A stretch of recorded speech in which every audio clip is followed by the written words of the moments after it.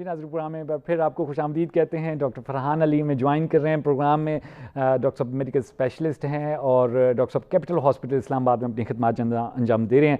Doctor साहब से हमारी पहले भी वक्तन फ़वक्तन गुफ्तगू चलती रही है कोविड-19 के सिलसिले में, क्योंकि डॉक्टर साहब जो है काफ़ी अरसे से जो है कोविड-19 के पेशेंट्स को डील कर रहे हैं और जो है मुख्तलिफ उसके एस्पेक्ट्स जो हैं उस पर डॉक्टर साहब ने फोकस किया, ट्रेनिंग भी ली और पेशेंट्स को भी डील करते रहे, ट्रीट करते रहे। डॉक्टर साहब से आज भी हम लोग कोविड-19 के सिलसिले में बात करेंगे कि अभी क्या कंडीशन जो है कोविड-19 की हमारी इस टाइम पे पाकिस्तान में है। वैसे तो हमें सुनने को मिल रहा है कि जनाब केसेस कम होना शुरू हो गए हैं और जो है डेथ्स भी नहीं सुनने को आ रही हैं आजकल, अल्लाह का शुक्र है। और लेकिन ये अब किस तरफ जा रहा है, क्योंकि अभी रिसेंटली एक वैक्सीन के बारे में भी हमने सुना कि जनाब वैक्सीन जो है वो तैयार कर ली गई है यूके में। उसके बारे में भी डॉक्टर साहब से पूछेंगे। तो चलते हैं डॉक्टर साहब की तरफ, गुफ्तगू का आगाज़ करते हैं। सलाम अर्ज़ करता हूँ डॉक्टर साहब खिदमत। जी डॉक्टर साहब, जी thank you very much doctor साहब, आपने टाइम निकाला हमारे प्रोग्राम के लिए। डॉक्टर साहब बताइएगा, मैं ज़्यादा लंबा सवाल नहीं पूछूंगा, मेरे ख्याल से हमारी कम्युनिकेशन ज़्यादा ठीक नहीं हो सक रही। कोविड की डॉक्टर साहब अभी इस टाइम पे सिचुएशन क्या चल रही है और आप फ्यूचर में कैसे देख रहे हैं? वैक्सीन जो यूके में बनी है उसके बारे में भी हमारे नाजरीन को आगाह कीजिएगा। ये एक बहुत बड़ी अल्लाह ताला की रहमत है कि पाकिस्तानी कौम पर अगर हम दूसरे ममालिक से कंपेयर करें तो यहाँ पे जिस तरह की केसेस की मतलब अब डिक्रीज उसमें कर्व में जाना शुरू हो गया। सही। जैसे स्टार्ट में इंक्रीज हुआ था और डिक्रीज हो रहा है।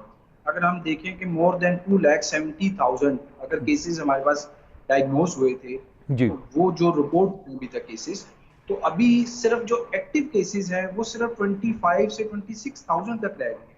शुक्र है अल्हम्दुलिल्लाह, बाकी तो इसमें से रिकवर हो गए, ठीक हो गए हैं। और ज़बरदस्त। सिर्फ जो डेथ्स हुई हैं वो 6,000 से भी कम है। और उन 6,000 से कम डेथ्स में ज्यादातर वो लोग थे जिनमें कोई ना साथ कोई प्रॉब्लम चल रहा था, जिसे हम कोमॉर्बिड्स कहते हैं। यानी सही। कोई लोग कैंसर मरीज थे या किसी को शुगर का मसला था या फिर जो उनसे दिल की बीमारियां चल रही थी, यानी क्रोनिक डिजीजेज वाले लोग ज्यादा इफेक्टेड हुए थे।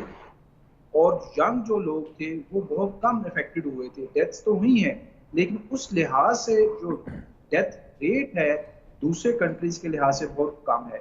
एक इसकी सही। वजूहत ये भी हो सकती है कि पाकिस्तान या ये जो साउथ ईस्ट एशिया में है, जो कि इनिशियल एक ये रिसर्च आई थी जिसमें कहा गया था कि यहाँ पे एस स्ट्रेन है। एस अच्छा। स्ट्रेन एक लेस एग्रेसिव स्ट्रेन है, मतलब जो उसकी कोरोना की एक किस्म है जो कि शिद्दत के साथ प्रेजेंट नहीं करती। सही। यानी जिस तरह बाहर के ममालिक में या वेस्टर्न कंट्रीज में जो स्ट्रेन थी या जो किस्म थी कोरोना की वो एल टाइप कंसीडर की जा रही थी। सही। यानी एल टाइप बहुत ही शिद्दत के मर्ज के साथ मरीज आता है और उसके सही। फेफड़े इफेक्ट होना शुरू हो जाती है और उनमें डेथ हो जाती है। लेकिन सिर्फ एक चीज का ख्याल रखना जरूरी है कि अगर चार केसेस कम हुए हैं लेकिन इसका मतलब ये नहीं है कि ये बीमारी खत्म हो गई है। ठीक कि है। जितनी भी वायरस डिजीजेज या वायरल डिजीजेज होती हैं ये लॉन्ग टर्म में चलती रहती हैं। सही। इनका मतलब आप समझ लें कि अगर इनकी सिवियरिटी मतलब शिद्दत में कमी आ जाती है लेकिन ये खत्म नहीं हो सकती। जैसे आप देख लें डेंगू वायरस है वो जी। भी खत्म नहीं हो रहा, उसमें आरएनए वायरस है। इसी तरह ये भी एक आरएनए वायरस है और सही। आरएनए वायरसेस से हैं वो इतनी जल्दी खत्म नहीं होते। इसी तरह आप हेपेटाइटिस सी का देख लें, लेकिन इनकी जो आप समझ लें जो मतलब अगर शुरू में अगर लोगों को ज्यादा इफेक्ट हो रहा होता है वो आहिस्ता आहिस्ता कम होना शुरू होता। सही। जहां तक रही वैक्सीन की बात, तो वैक्सीन इन जो जितने भी आरएनए वायरसेस होते हैं इनमें वैक्सीन का रोल बहुत लिमिटेड या महदूद हो जाता है। उसकी वजह ये होती है कि ये वायरसेस अपनी शक्ल चेंज करते रहते हैं, जिसे हम म्यूटेट कहते हैं। सही। मतलब आज इनकी शक्ल है ए साइज की मिसाल के तौर पर, जी। तो थोड़े से हो सकता है बी साइज में चले जाए, फिर सी साइज में। तो जनरेशन इनकी नई आती जाती है, एक से दूसरी, दूसरी से तीसरी, और जो सेकंड जो जनरेशन आएगी वो फर्स्ट से डिफरेंट होगी। सही। जैसे कि अभी कुछ अर्सा पहले एक बात की गई थी री इन्फेक्शन की, तो री इन्फेक्शन का मतलब यही था कि कोरोना की उस फैमिली से, मिसाल के तौर पर अगर किसी को इन्फेक्शन एक फैमिली से हुआ है, जी। मिसाल के तौर पर एल टाइप से हुआ है यूरोप में, जी। तो अगर उस एल टाइप के अगेंस्ट यानी इम्यूनिटी बनेगी, सही। थोड़े अरसे के बाद अगर उसको एस टाइप से हो जाता है, यानी पाकिस्तान में जो एक सस्पेक्टेड है कि पाकिस्तान में एक एस टाइप है, सही। अगर उससे इंफेक्शन हो जाती है तो उसके खिलाफ इम्यूनिटी नहीं हो, तो अच्छा। जो वैक्सीन जब आप जाएंगे तो वैक्सीन आपको 2 से 3 किस्म की वैक्सीन बनानी पड़ेंगी, सही है। मल्टीपल इंजेक्शन लगाने पड़ेंगे। ऐसा नहीं होगा कि आप एक इंजेक्शन वैक्सीन का लगाएं तो आप कहें कि ठीक हो गया मरीज। तो सही। इसमें एक मुश्किल प्रोसेस है और इसमें टाइम कंज्यूमिंग है और इसमें ट्रायल जरूरत होती है कि बिल्कुल। मल्टीपल मतलब नंबर ऑफ लोगों पर उसका मेथड पहले ट्रायल किया जाए, उसके रिजल्ट्स गेन किए जाएं और फिर उसको पूरी दुनिया में इंप्लीमेंट किया जाता है। तो ये इतना आसान नहीं है कि हम कहते हैं कि वैक्सीन आ गई। अगर वो वैक्सीन सपोज आती भी है तो उसकी एफिकेसी, उसकी उसकी रिजल्ट्स कितने अरसे तक रहेगा, ये क्वेश्चनेबल होगा। सही। जैसे आप समझ लें कि फ्लू की वैक्सीन है, जी। फ्लू की वैक्सीन हर साल लगानी पड़ती है बिल्कुल है। क्योंकि सही। ये वायरसेस अपनी शक्ल चेंज कर देती है, म्यूटेट करते रहते हैं। सही है। तो हर साल आपको नई वैक्सीन लगानी पड़ती है और पुराना स्टॉक खत्म हो जाता है। आप बिल्कुल देख लें अक्टूबर नवंबर जैसे स्टार्ट होता है तो नई वैक्सीन आती है तो पुरानी वाली एक्सपायर हो जाती है और उसकी एक्सपायरी भी 1 साल की होती है। सही है। तो इसलिए ये वायरस वैसा वायरस नहीं है जो कि कंसीडर किया जा रहा है या एक पूरी दुनिया में पैनिक सिचुएशन क्रिएट की गई है कि जी वैक्सीन आ जाएगी तो ये चीजें खत्म हो जाएंगी। जी। इसकी लिमिटेड हो जाएगी क्योंकि रिजल्ट्स इसके बहुत अभी डाउटफुल हैं कि रिजल्ट्स हमें कैसे मिलते हैं वैक्सीन के। हत्ता कि अभी कुछ स्टडीज ये भी आ गई हैं कि अगर किसी इंसान को आज वायरस का इन्फेक्शन हुआ है, कोविड से आज कोई इन्फेक्टेड हुआ है और उसके बाद उसके अंदर एंटीबॉडीज बन जाती हैं जो कि शो करती हैं कि जिस्म के अंदर इम्यूनिटी डेवलप हो गई है।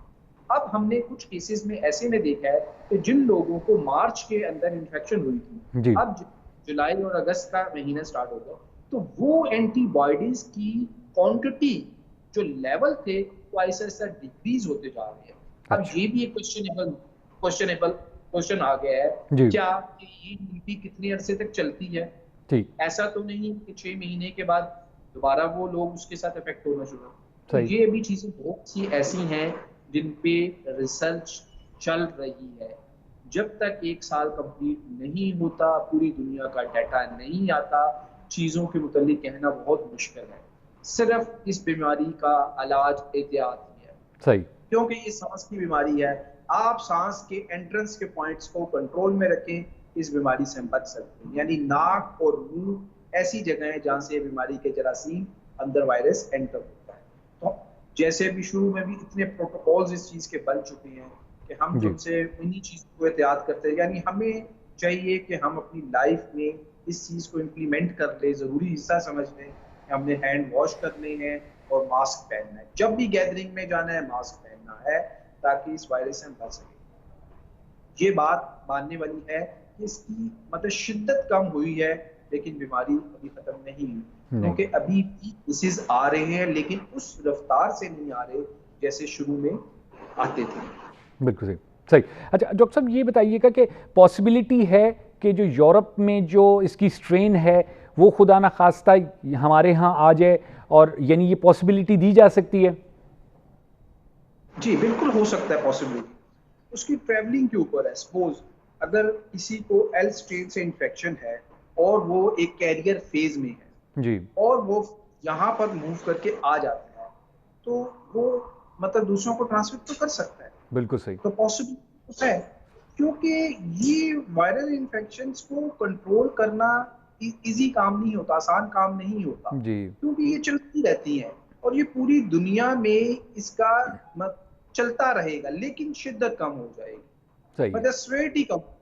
और आहिस्ता आहिस्ता हो ये भी सकता है कि जब जनरेशंस मतलब जो म्यूटेट हो के अगर नेक्स्ट इनकी जो सब टाइप्स आती हैं, यानी अगर आप समझ लें आज एक एस स्ट्रेन है जो इस वक्त कोरोना की है और अगर 6 महीने सही। या 8 महीने या 2 महीने के बाद उसकी एक और सब क्लास आ जाती है या म्यूटेट कर जी। जाता है तो सही। हो सकता है वो इतना सिवियर ना हो जितना ये है।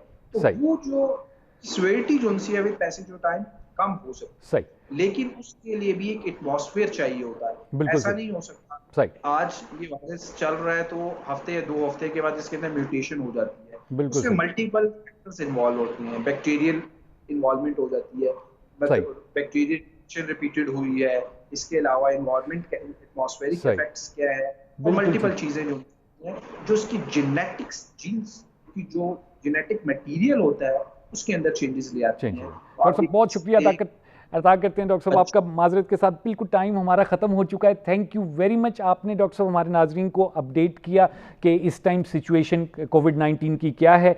जी नाजरीन, हमारे प्रोग्राम का टाइम बिल्कुल ख़त्म हो गया। आई होप आज के दोनों जो हमारे गेस्ट थे उनकी गुफ्तगू आप लोगों के लिए मुफीद साबित होगी। इंशाल्लाह कल फिर मुलाकात होगी, तब तक के लिए मुझे खुरम गर्दीदी को प्रोग्राम से इजाज़त दीजिए। खुदा हाफिज़।